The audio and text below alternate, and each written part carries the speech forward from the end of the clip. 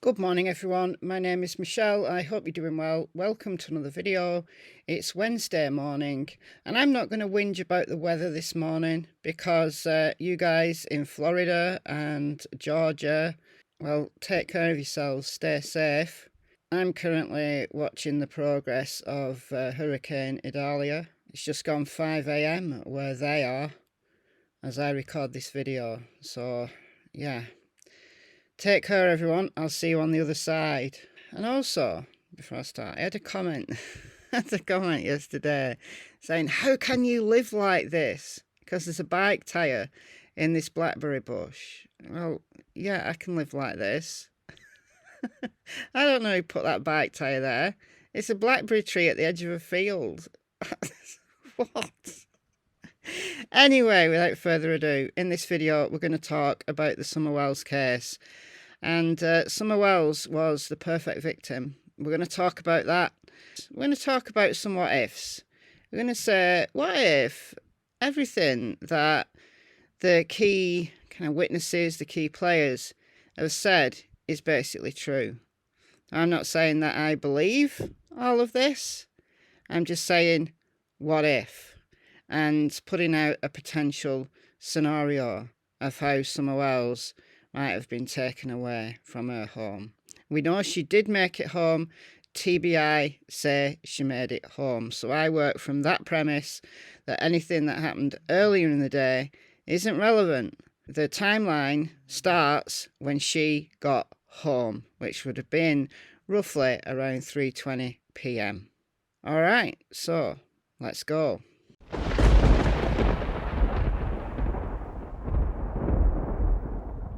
Okay, so when I say that Summer Wells was the perfect victim, I'll refer you to this theory that is quoted often in criminology, and this is routine activities theory. It was developed by criminologists Cohen and Felsen in 1979, and they state that crime in society is not random. Some people are more likely to be criminally victimised than others. Of course, anybody can be a victim. Some crimes are random, but most aren't. There's three factors that come into play, and if all of these factors are in play, then it significantly increases your likelihood of becoming a victim. If you are in contact with a motivated offender, if that motivated offender deems you a suitable target, and the situation is in the absence of a capable guardian. Now, this idea of capable guardian is controversial. It can mean a multitude of things. But in a child case, a capable guardian or an adequate guardian is an adult supervising that child. So Summer Wells, unsupervised, makes her a perfect target if there is a motivated offender in the immediate vicinity. And it has been speculated, and I think it's a very strong speculation, that the Wells as a family were a perfect family for criminal victimisation. If somebody in that local area knew about the Wells, knew Summer, they knew that the children were often unsupervised, they knew that the Wells were outsiders and that they would be blamed if one of the children was abducted. Who knows what could happen? The worst could happen, and the worst did happen.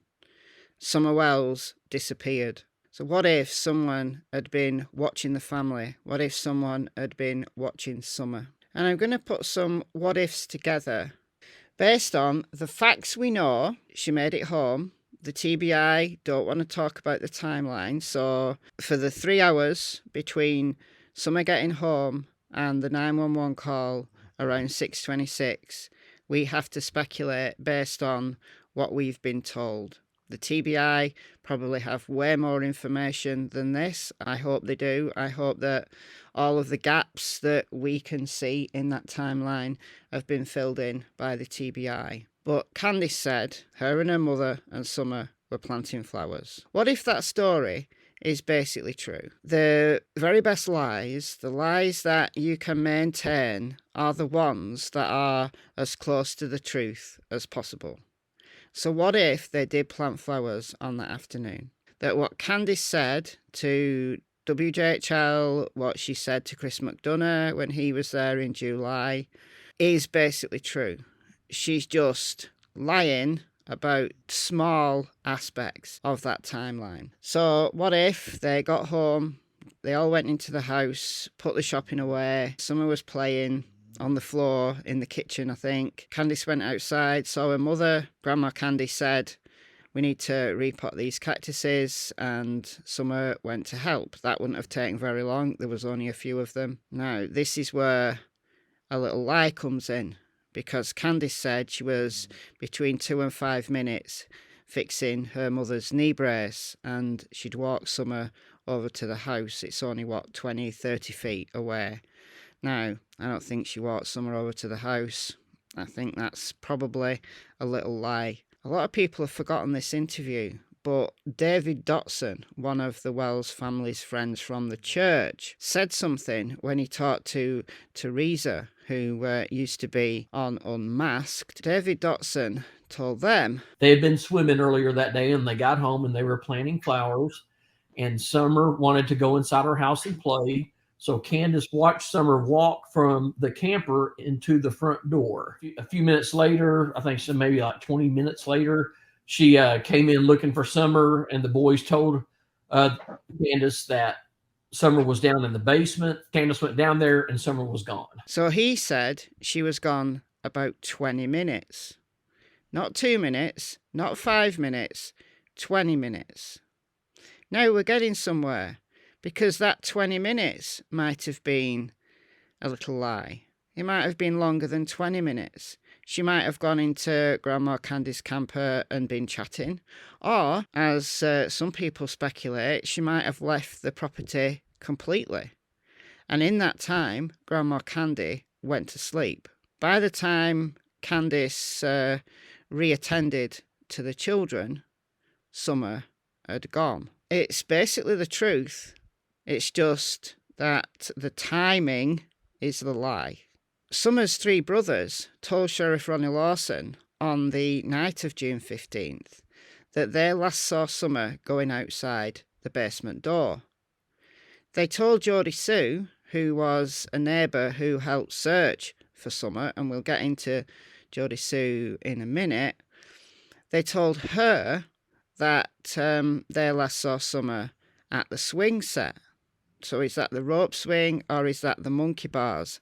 I would say that a swing set most closely resembles the monkey bars, if there used to be a swing attached to those monkey bars, and the monkey bars are behind the school bus, very close to the driveway.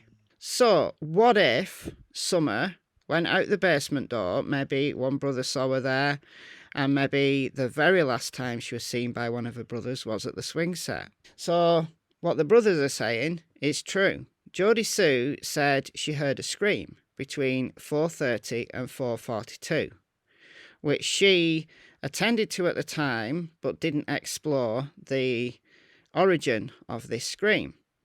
What if that story is basically true? What if there was a scream? Now, there could have been a noise, and I have always maintained that Geordie Sue heard something, but maybe it was Summer screaming. Let's assume that what Geordie Sue has said is basically true, all right, that it was Summer screaming. As I said, I don't necessarily have to believe all this. I'm just putting a set of what-ifs together to develop a potential scenario. She also said that she saw a red flash. So a red vehicle going up the Wells driveway that didn't appear to come back down. Or maybe it did come back down, but she didn't see it coming back down. And she assumed it was one of the Wells vehicles, but it didn't have the shiny coating that the Subaru has. Was that someone parked on the Wells driveway? Don has said multiple times now that people used to come into Ben Hill to take drugs, to see Fred Hill, to go and visit him for drugs, and they'd park in the driveways taking drugs. What if on the afternoon of June 15th, someone of that ilk was in the vicinity? What if the red flash is true, that someone was there, but doesn't necessarily mean that they abducted Summer?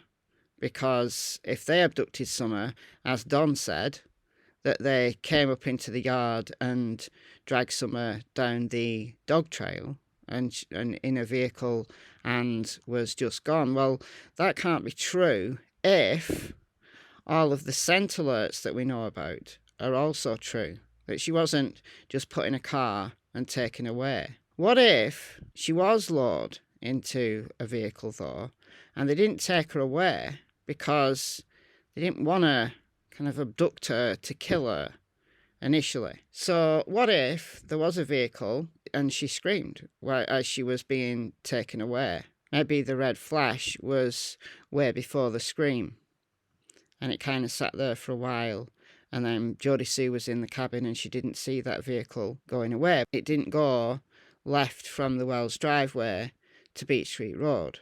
What if it went right? Because perhaps that person who had been staking out the area knew that there was cameras on Beach Street Road, so they didn't want to take a vehicle with an abducted child inside on Beach Street Road. So maybe what they did was drive down to Fred's place, drive down here to Fred's place, where there was a scent alert.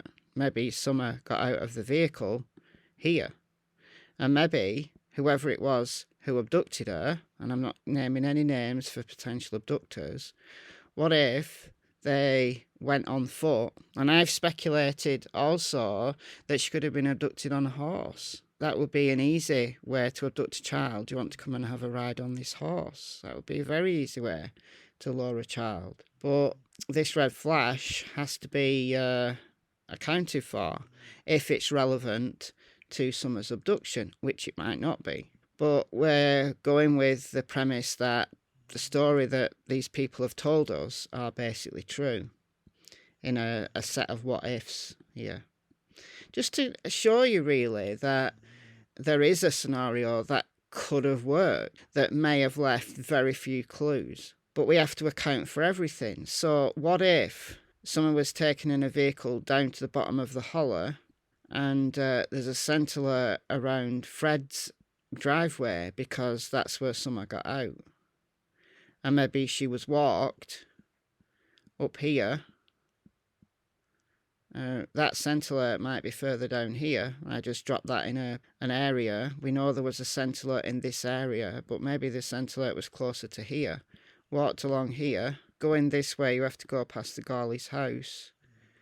So what if they walked back this way and went up here along this back side? But we've got to account for these footprints as well, where there was a scent alert on Mary Sexton's property. So what if they walked along here, went up this to the top of this ridge where Cam from Crack and Casey's found a camp somewhere on this ridge. So they left a footprint here, like they were carrying Summer. They had to set her down because she was maybe wriggling. They had to set her down. Walked along here, along the ridge, and then took her out this way and left another set of footprints. Now, these footprints are just in general areas, so the footprints might make more sense if I knew exactly where they were. But you can see in the trees, you can see that there are trails through these trees. Look, that's a trail there, and it comes out there. That's a walked trail. You can see it between the trees.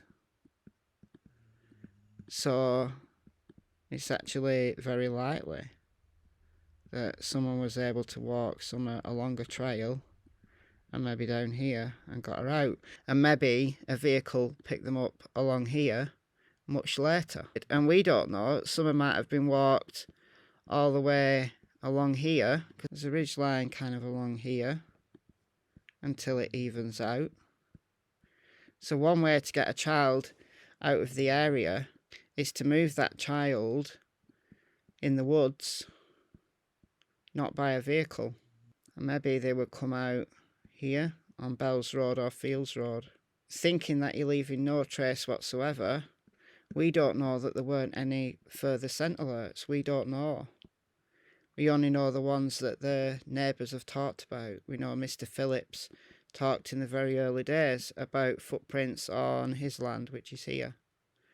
We know that he had a conversation with Mary Sexton's daughter, who lives on this property here, where the footprints were. We know Fred Hill has talked about a scent alert on his land. That would leave very little trace. Now, law enforcement has said there's no signs of an abduction, but everything's still on the table. But what if there were signs based on these scent alerts? I know that a lot of people don't believe that the scent alerts were Summers.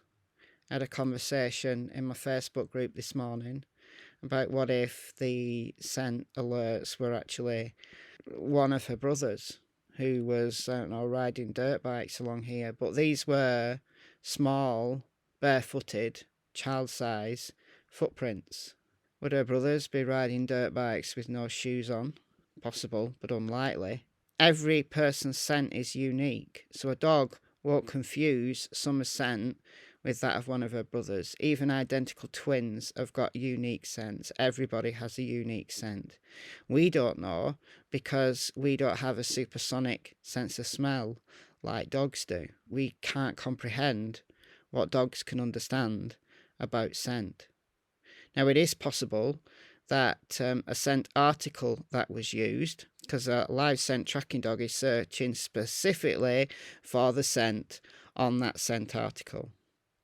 They're not looking for any old human scent. They're looking specifically or searching specifically for that scent. Now, if that scent article was mixed, maybe a scent article did contain the scent of one or more of the Wells household other than Summer, that's the confusion. And likely, in those circumstances where the scent article contains mixed scent, it can confuse a dog, and even if there is a track there from the subject, they don't find it because actually the scent that they're thinking that they're looking for, so to speak, they're scenting it, they don't know it's there because they think they're looking for something different. So the chances are that these scent alerts are actually Summers. I don't know what to tell you. If you don't believe that these are Summer's scent, there was multiple dog teams out. So the dog that followed Summer's scent down from the hill to Ben Hill Road, that was on the 16th. The footprints here were only found on the 19th, which instigated an all-night search of this particular area along Beach Creek. So that was witnessed, and that was filmed by one of the neighbours along Beach Street Road. We know that happened. Dave Rader talked about it. So whatever theory you have to explain these scent alerts. But we also have to take into account the timeline that somebody, let's just assume Summer was taken around 4:30, between 4:30 and 5, let's say. They had 2 hours to get away before the searchers even started to look for her. But an abductor wouldn't have known that, would they? They'd want to get her out of the immediate area quickly. But what if they didn't intend to kill her, but then felt that maybe they had to take her because she saw their face, or, you know, they just thought that she'd be able to identify them. And they got spooked. So maybe they waited until things had died down, and maybe they hid her. There's like lots of like little cabins and little shacks around this area. What if they hid her and then got her out maybe several hours later? Because the searchers didn't get beyond Ben Hill Road on that first night. So as long as they got her out of the immediate vicinity, they could have chosen a time to actually take her away from this area. Or they left her in this area somewhere. But let's assume that what Fred said is true. Not that I believe anything Fred said. Cotton Simpson and that story's still in play.